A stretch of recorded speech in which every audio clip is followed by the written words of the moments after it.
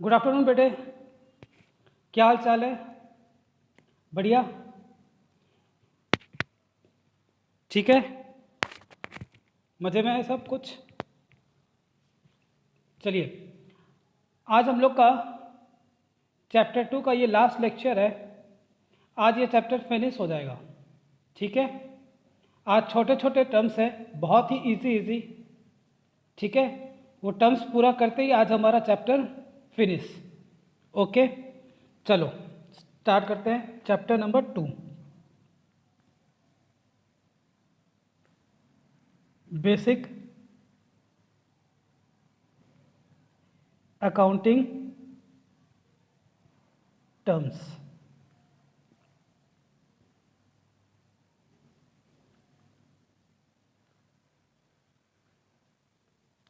ठीक है, क्लियर है? लिखिए सबसे पहला पॉइंट, ठीक है। सबसे पहला पॉइंट लिखे कैपिटल, ठीक है। लिखो पहले, फिर हम लोग धीरे धीरे समझेंगे बात को, ठीक है ना। लिखना चालू करें पहले। लिखे it refers to amount invested by the owner or proprietor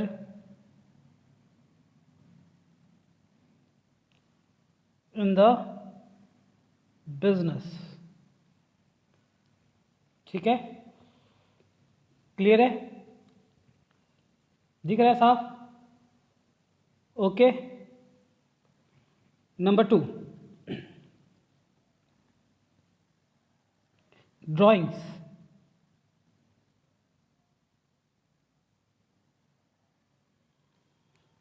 drawings किसे कहेंगे? लिखो it refers to amount of cash withdrawn or value of goods taken by the proprietor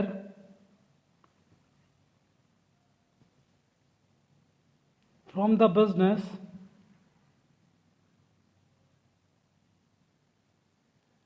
for his personal use or household use और domestic use. ठीक है, clear है?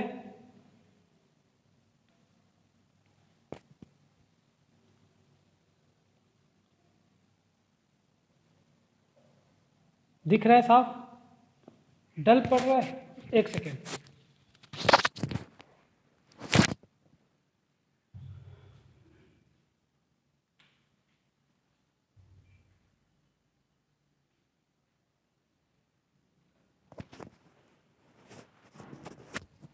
अब ठीक है, आई थिंक अब क्लियर आ रहा होगा, है ना।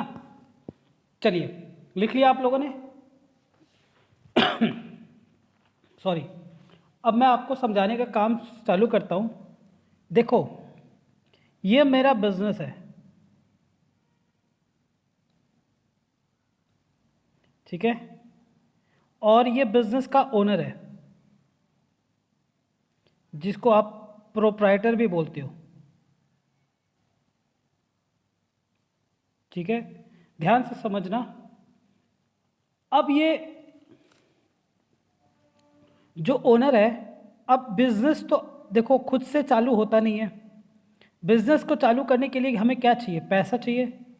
पैसा कौन लगाता है? सर, जो पैसा लगा के बिजनेस चालू करता है उसे हम क्या कहते हैं? ओनर और प्रोप्राइटर, ठीक है।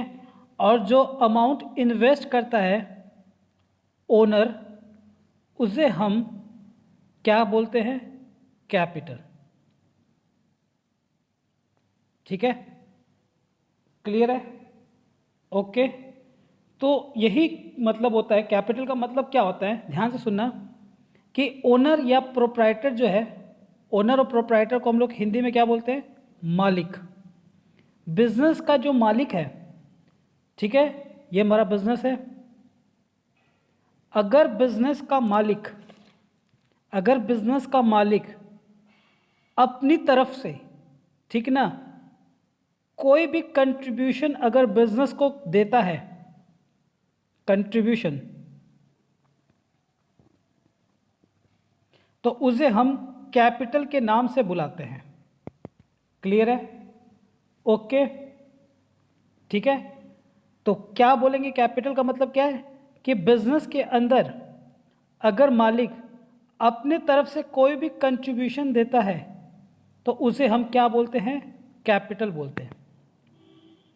ठीक है, यहां तक क्लियर है सबको? अब क्या होता है, कई बार बच्चे सोचते हैं कि कैपिटल में हमेशा कैश देने से ही कैपिटल होता है, लेकिन नहीं। कई बार क्या होता है, ओनर क्या होता है, बिजनेस में गुड्स भी लेकर आ जाता है, जिसको हम लोग स्टॉक कहेंगे। तो ये भी क्या है, एक तरह से कंट्रीब्यूशन है, तो इसको भी हम लोग क्या बोलेंगे, कैपिटल। सिर्फ कैश का ही वैल्यू हमारे लिए कैपिटल नहीं होता, बल्कि अगर गुड्स भी देता है तो भी कैपिटल कहलाएगा। जैसे मान लो मिस्टर एक्स हु कंट्रीब्यूटेड, ठीक है, mister x who contributed, mister x कौन है, ओनर है, who contributed ₹5 lakh as cash and 3 lakh as stock in the business। तो हमारा कैपिटल कितना कहलाएगा, तो हमारा कैपिटल हो जाएगा सर जो कैश लाया है, ठीक है, वो भी, और स्टॉक जो लेकर आया वो भी। ठीक है, कैश कितना आया, 5 लाख, और स्टॉक कितने का लेकर आया, 3 लाख। तो इसका मतलब ओनर ने बिजनेस में टोटल कंट्रीब्यूशंस कितना दिया, 8 लाख रुपए का टोटल कंट्रीब्यूशन दिया। तो उसका जो कैपिटल जो होगा वो कितने का होगा, 8 लाख रुपीस का। ठीक है, क्लियर है? ओके, डन, यहां तक क्लियर है सबको? अब क्या होता है, कई बार ये ओनर जो है, ठीक है ना, ये मालिक जो है, अब पहले क्या कर रहा था, बिजनेस में पैसा लेकर आ रहा था या कुछ भी लेकर आ रहा था। अब ये मालिक बिजनेस से अगर कैश, ठीक है ना, बिजनेस से अगर कैश या फिर कोई गुड्स लेकर जाता है अपने पर्सनल यूज के लिए, ठीक है ना, घर में घरेलू काम के लिए अगर कुछ कैश या गुड्स लेकर जाता है, तो ऐसे को हम लोग क्या बोलते हैं, ड्राइंग्स। मेरे शब्दों पे प्रकाश डालना। देखो पहले क्या था, ओनर बिजनेस में कुछ भी लगा रहा था तो हम उसे कैपिटल कह रहे थे। अब बिजनेस से ओनर जो है या प्रोप्राइटर जो है वो क्या लेकर जा रहा है, या तो कैश लेकर जा रहा है या गुड्स लेकर जा रहा है अपने पर्सनल यूज के लिए। याद रखना, मेन इंपॉर्टेंट वर्ड है पर्सनल यूज। अपने घरेलू काम के लिए अगर वो लेकर जाता है तो उसे हम कहते हैं ड्राइंग्स। ठीक है, तो ड्राइंग्स कुछ नहीं है, जस्ट कैपिटल का ही रिवर्स होता है। याद रखना, जो कैपिटल होता है उसका ये रिवर्स हो जाता है। ठीक है, तो जैसे मान लो फॉर एग्जांपल मिस्टर एक्स जो था 8 लाख लगाया। Now mister X draw ₹1 lakh, ठीक है, draw ₹1 lakh from business for his household use. ठीक है, तो इसमें पहला क्या है, मिस्टर एक्स ओनर है, तो ओनर अगर बिजनेस से कुछ भी ड्रॉ करता है अपने पर्सनल यूज़ के लिए, ठीक है, तो उसे हम क्या बोलेंगे? ड्राइंग्स, ठीक है। और ये ड्राइंग्स कुछ नहीं है, जस्ट ये ड्राइंग्स कैपिटल का उल्टा है। तो इसका मतलब अब बिजनेस में ओनर का नेट कैपिटल कितना रह गया? तो आप कहोगे सर 8 लाख पहले दिया था और 1 लाख उसने ड्रॉ कर लिया, तो असल में कितना बिजनेस में रह गया? 7 लाख, ठीक है। ओके, क्लियर है? डन यहाँ तक? ये कैसे हो रहा है इसके लिए हम लोग चैप्टर 3 में पढ़ेंगे, जहाँ एक प्रिंसिपल होगा सेपरेट एंटिटी कॉन्सेप्ट, ठीक है। बट यहाँ तक कोई डाउट? अब यहाँ पे जो बात मैंने कही है वही बात वहाँ मैं कहूँगा और कुछ नहीं कहूँगा, बस वहाँ पे एक प्रिंसिपल क्या कहता है ये बोला गया है, लेकिन प्रिंसिपल क्या कहता है वो मैंने यहीं पे आपको समझा दिया, ठीक है। क्लियर है? आगे बढ़े, चलो नेक्स्ट लिखो bad debts.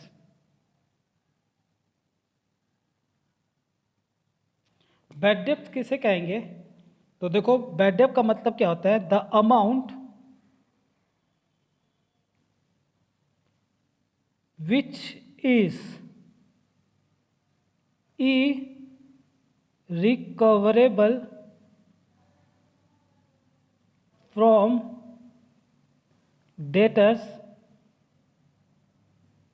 is called bad debts, ठीक है। अगर कोई अमाउंट इरिकवरेबल हो रहा है, ठीक है ना, किससे? डेटर से, तो उसे हम क्या बोलेंगे? बैड डेब्ट्स, ठीक है। देखो आपको मैंने पहले भी कहा था कि हम गुड्स को किस प्रकार से बेचते हैं। सर 2 तरीक़ा से बेचते हो आप। कस्टमर को, ये मेरा कस्टमर है, इस कस्टमर को हम या तो हम गुड्स कैसे बेच सकते हैं? सर गुड्स को आप 2 तरह से बेच सकते हो। एक होता है सर कैश सेल्स और एक होता है आपका क्रेडिट सेल्स, ठीक है। अगर आप गुड्स को कैश में बेच देते हो बेटा, ठीक है, अगर आप गुड्स को कैश में बेच देते हो तो आपका कभी पैसा नहीं डूबता क्योंकि आपको कैश मिल चुका है। लेकिन जब आप क्रेडिट में बेचते हो, ठीक है, कस्टमर को, तो वो कस्टमर आपके लिए क्या बन जाता है? डेटर्स, ठीक है, जिससे आपको पैसे पाने हैं। अब इसने डेटर ने कहा कि मैं आपको 2 महीने बाद पैसे दे दूंगा, ठीक है। मैं पहुंच गया 2 महीने बाद पैसे लेने के लिए, ठीक है। जैसे पैसे लेने पहुंचा पता चला ये अता पता लापता हो गया। अब ये मिलने वाला नहीं, ये भाग गया, ठीक है ना, बहुत दूर चला गया, इतना दूर चला गया कि कोई इसके पता ही नहीं है। फ़ोन नंबर बदल दिया है ना, सब कुछ चेंज, कोई अता पता नहीं। तो अब हम क्या करें? तो ऐसे को हम लोग कहते हैं बैड डेब्ट्स। तो जो पैसा टाइटैनिक की तरह है ना, आपने टाइटैनिक मूवी देखा है ना, टाइटैनिक, उस टाइटैनिक मूवी की तरह जैसे नाव डूब जाता है, उसी तरह ये डेटर भी हमारे लिए क्या हो गया? पैसा डुबो दिया। जब आपका पैसा डूब जाए डेटर से, तो ऐसे को हम लोग क्या बोलते हैं? Bad debts. क्या बोलते हैं? Bad debts. डेब्ट्स हमारा क्या हो गया? बैड हो गया। गुड बॉय, बैड बॉय, ठीक है, क्लियर है? चलिए सर नेक्स्ट हमारा क्या है? Bills receivable. पहले लिखो, फिर मैं इसको समझाने का काम चालू करता हूँ, ठीक है। साथ साथ लिखना है बेटे, ठीक है, बातें नहीं करना है ना बेटे, आप बातें मत करो। बातें करनी है तो मेरे साथ करो, ठीक है ना। मैं बैठा हूँ, आपसे बातें करने के लिए बैठा हूँ। आपको कोई बातें है करनी है, मेरे साथ करो, ठीक है। सर आपके साथ बातें करेंगे तो पढ़ाएगा कौन हमें? तो बेटे आप बातें करोगे अपने मित्र के साथ तो फिर पढ़ेगा कौन? फिर मैं किसे पढ़ाऊँगा? ठीक है, तो लिखो a bill of exchange is written by the seller of goods on the buyer of goods directing the letter मतलब होता है buyer to pay the specified amount at a specified date. ठीक है, क्लियर है? ओके, देखो अभी मैं नहीं समझाता, 2-4 टर्म्स एक साथ लिखते हैं, उसके बाद फिर लिखो ट्रेड रिसीवेबल्स।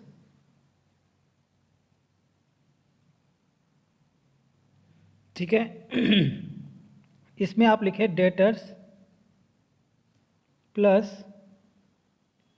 Bills receivable. ठीक है, फिर आप लिखे बिल्स पेएबल। ओहो सर इतने सारे एक साथ? हाँ बेटे एक साथ आएगा, देखो ना एक साथ आपको इतना क्लियर हो जाएगा इसको कि आप बोलोगे सर सारी बातें एक बार में क्लियर हो गई, है ना? ठीक है, लिखो फिर लिखे द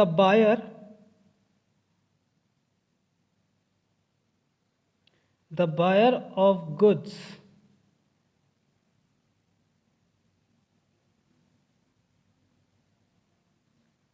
और services who accept the bills of exchange drawn by the seller of goods become, लिख लो आप साथ साथ, ठीक है, कोई दिक्कत? लिख becomes drawee becomes drawee of the bill। Sir ये ड्रॉई क्या होता है? घबराओ मत बेटे, टेंशन नहीं लेने का, फुल स्टॉप ऑन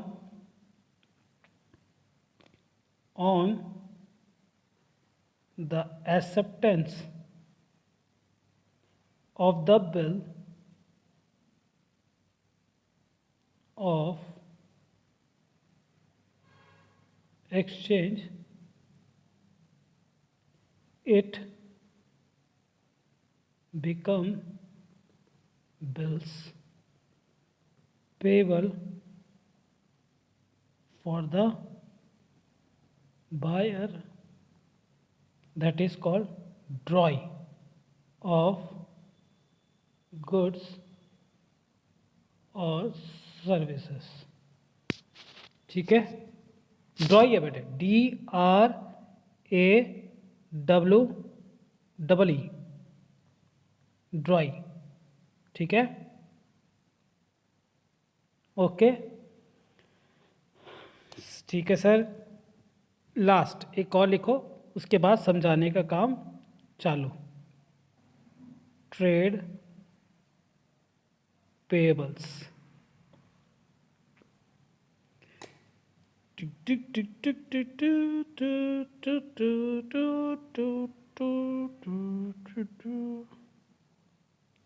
सर एक गाना सुना दो इसी बात पे, बताओ कौन सा गाना सुनोगे बेटे? जाते समय सुनाऊंगा, है ना? चलते चलते मेरे ये गीत याद रखना, कभी अलविदा ना कहना, कभी अलविदा ना कहना। ठीक है।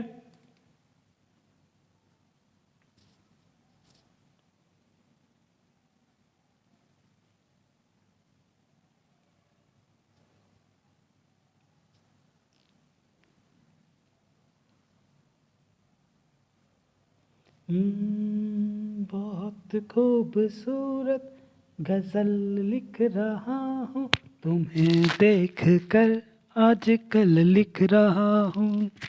गजल तो नहीं लिख रहा बेटे, है ना, अकाउंट्स लिख रहे हैं हम लोग। ठीक है, हो गया। अब आओ समझाने का काम चालू। ध्यान से सुनना, अब बड़ा आराम से सुनेंगे। देखो, ठीक है सर, ध्यान से सुनो। ये मेरा बिजनेस है। ये बिजनेस किसका है? मेरा। इस बार ये बिजनेस सच में मेरा है। ये मेरा है, ये मेरा घर, ये तेरा घर, है ना। देखा आपने? सरस्वती, ये तेरा घर है, मेरा घर नहीं नहीं, ये मेरा घर है, तेरा घर। ये कौन हो? आप। ठीक है, ठीक है ना, आप पार्टी नहीं, आप। ठीक है, ध्यान से सुनो। मेरा बिजनेस है मोदी खाना का, ठीक है ना, फॉर्चून का राशन का शॉप है। ठीक है, ये आप हो। आपके घर में कोई पार्टी है, फंक्शन है, आप मेरे पास आए। ठीक है, आपने मेरे को लिस्ट पकड़ा दिया। ऐसे लिस्ट होती है ना, ऐसे देखो, ऐसे ऐसे करके लिस्ट होता है ना। ऐसे मुनीम जैसे खोलते हो, ऐसे ला के आपने खोल दिया और आपने कहा सर मेरे घर में आज पार्टी है। ठीक है, ये लिस्ट पड़ा, सारा सामान लिख दो, लिखा हुआ है, आप पैक करके दे दो। मैंने अपने नौकर से कहा, रामू काका, है ना। ठीक है, जब कोई नौकर की बात आती है तो सीधे हम लोग रामू काका के ऊपर जाते हैं। ठीक है, और अकाउंटेंट होगा तो नट्टू काका। ठीक है, हाँ, जेठालाल गड़ा, डोली रो। ठीक है ना। ठीक है, तो हमारे रामू काका को मैंने कहा कि काका जल्दी से सामान पैक करो। कौन आया है? मेरे बच्चे आए हैं। ठीक है ना, मेरा बच्चा आया है सामान लेने के लिए। सारा सामान पैक कर दिया और बिल हुआ 50,000 का। ठीक है, अब इस आपने कहा कि सर देखो ऐसी बात है, आप हमारे प्यारे प्यारे सर हो। ठीक है, और इतनी तो आप हमारे पे विश्वास करोगे। ठीक है, मैंने कहा किस बात पे विश्वास करना है बेटे?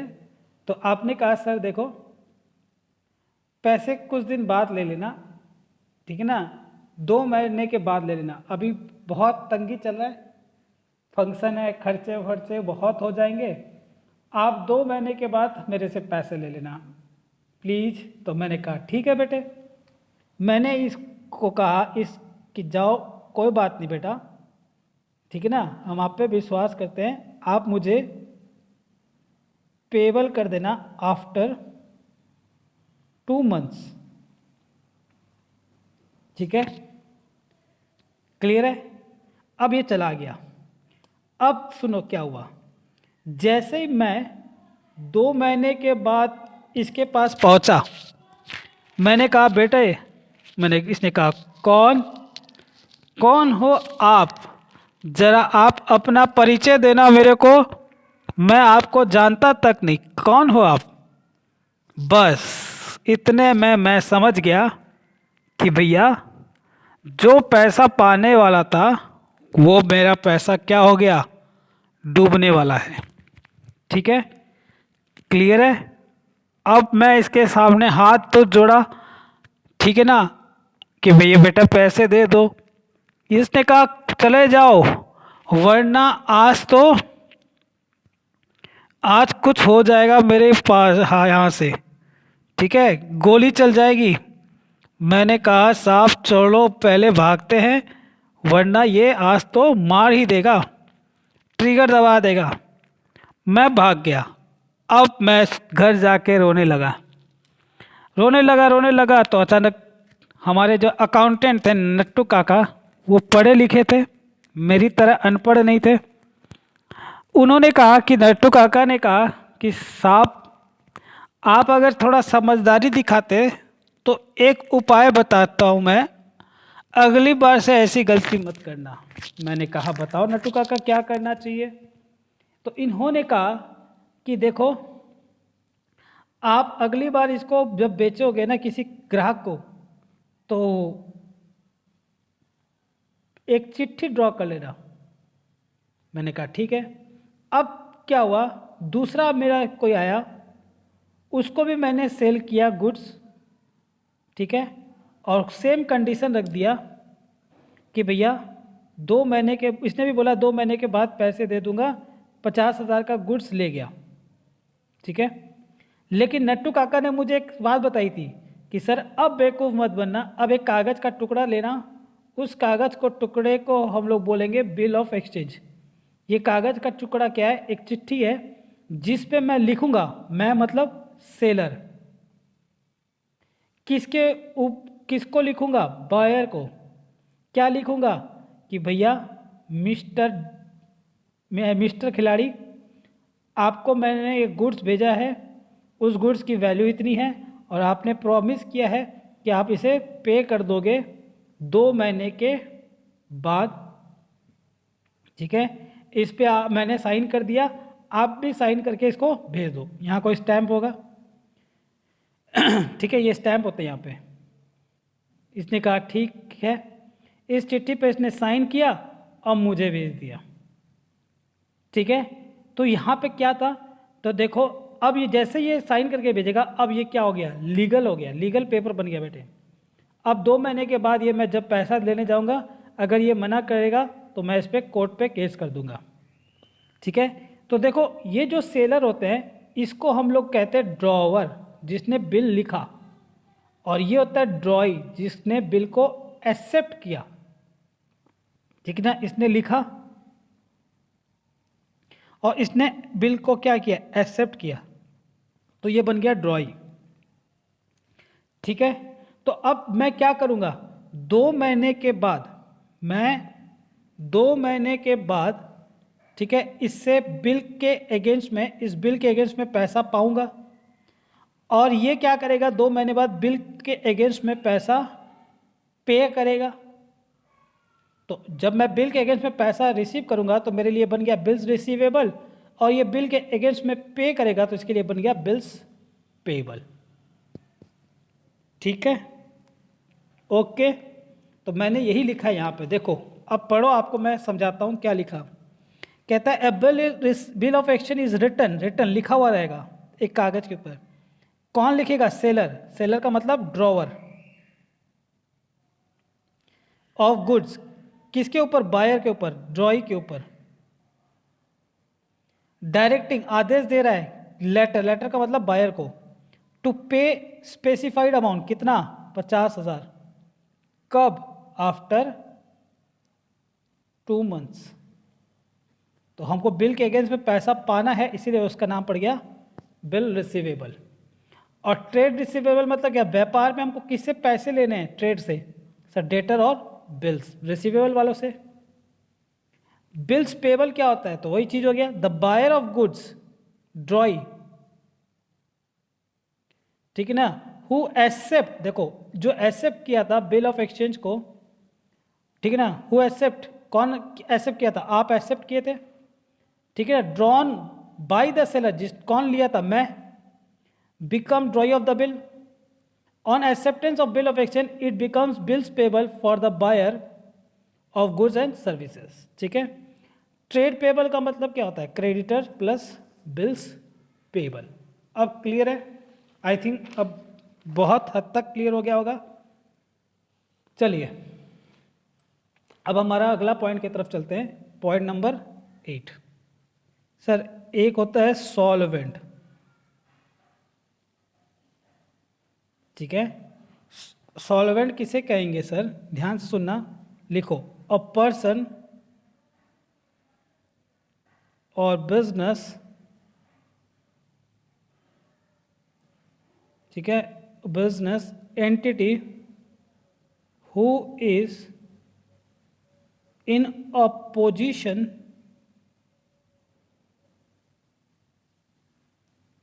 To pay its debt in full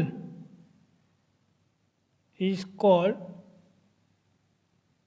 solvent।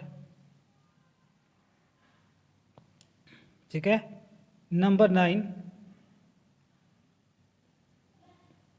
Insolvent. ठीक है, इंसॉल्वेंट का मतलब क्या होगा, लिखो, इफ अ पर्सन और business entity is not in a positions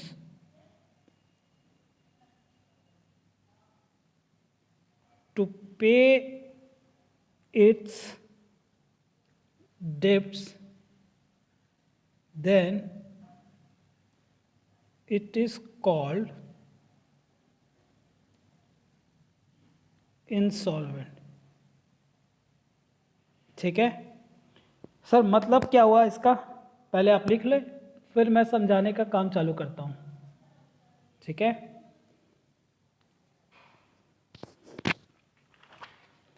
देखो एकदम सिंपल सी बात बता रहा हूँ सर, ये आप हो या आपका बिजनेस हो, ठीक है, या आप हो या आपका बिजनेस, जो भी मान लो, एक पर्सन मान लो या बिजनेस हो। सर बिजनेस में बहुत सारे लोग होते हैं जो हमारे कर्जदार होते हैं। ठीक है, ठीक है, कौन होते हैं सर, हो सकता है क्रेडिटर्स हो सकता है सर हमारा बैंक वाले हो, बैंक लोन हो। ठीक है, ठीक है, हो सकता है कोई और अदर लायबिलिटीज हो। ठीक है, जब आप बड़े होंगे तब आपको पता चलेगा, डिवेंचर्स होता है, बहुत सारे होते हैं लायबिलिटीज़ में। ठीक है, डिवेंचर, उनका इंटरेस्ट, ये सब। सर अब ये हमारे लेनदार खड़े हैं, अब मेरे पास बहुत सारे एसेट है, लैंड एंड बिल्डिंग है, प्लांट एंड मशीनरी है, स्टॉक है, डेटर्स है, कई एसेट है। अगर आपके बिजनेस की एसेट्स, ठीक है, अगर आपका बिजनेस का एसेट्स आपके लायबिलिटीज को पे करने के लिए सफिशिएंट है तो आप कहलाओगे सॉल्वेंट। ठीक है, मान लो आपके लायबिलिटीज है 15 लाख के, टोटल लायबिलिटी 15 लाख की है और आपका एसेट बिका 35 लाख में। ठीक है, तो आप क्या हो, पे करने के लिए सक्षम हो, तो ऐसे सिचुएशन में आप क्या कहलाओगे, सॉल्वेंट। ठीक है, और अगर उल्टा हो जाए कि सर ये एसेट जो है वो मान लो सिर्फ 10 लाख का हुआ और हमें पे करना है 15 लाख, तो आपका एसेट कम हो रहा है पे करने में, तो ऐसे सिचुएशन को हम लोग कहेंगे इंसॉल्वेंट, आप दिवालिया हो गए। ठीक है, क्लियर है, समझ में आ गई सारी बात? ओके, कोई डाउट, किसी को कुछ पूछना है? नहीं, पक्का? चलो, तो आप कॉपी कर ले, ये वाला कॉपी कर लिया। ठीक है, तो आज की क्लास यहीं तक। ठीक है, हमारा चैप्टर 2 भी ख़त्म हो गया। कल हम लोग स्टार्ट करेंगे अपना next chapter, chapter number 3, accounting principles. ठीक है, बहुत ही इम्पॉर्टेंट चैप्टर है आपके एग्ज़ाम पॉइंट ऑफ व्यू से भी। ठीक है ना, आप मिस मत करना, एब्सेंट मत करना। ठीक है, तो मिलते हैं कल इसी टाइम पे। Tata, bye bye, have a nice day, thank you, stay at home, be safe.